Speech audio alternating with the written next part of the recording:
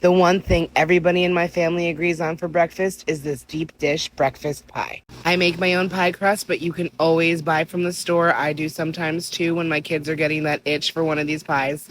Pie crust isn't difficult to make per se, but it is time consuming and there's some cleanup involved. So store-bought is totally fine.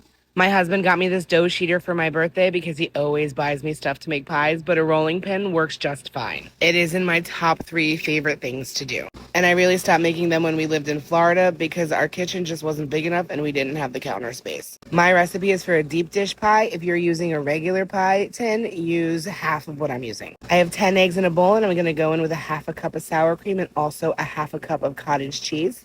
I'm going to pepper it generously, but not going to use a ton of salt because there's a lot of cheese in this. This is not a dairy-free recipe. I added some diced bell peppers and onions and some chopped up, thawed, frozen sausage. You can use whatever you want in this. Just make sure that whatever meat you use is cooked. I added about 2.5 cups of cheese, and then I got my pie dough and docked the bottom with a fork. You want to make sure this filling is nice and thick. I preheated my oven to 400 degrees and put foil around the crust so it doesn't burn. After 20 minutes, I removed the foil and turned the heat down to 375. Cook for an additional 30 to 40 minutes. The center of it should still be a little bit jiggly when you take it out. Let it cool for a minimum of 20 minutes before serving or covering tightly and storing in the fridge for up to 3 days. And then serve it to your favorite people and watch them smile.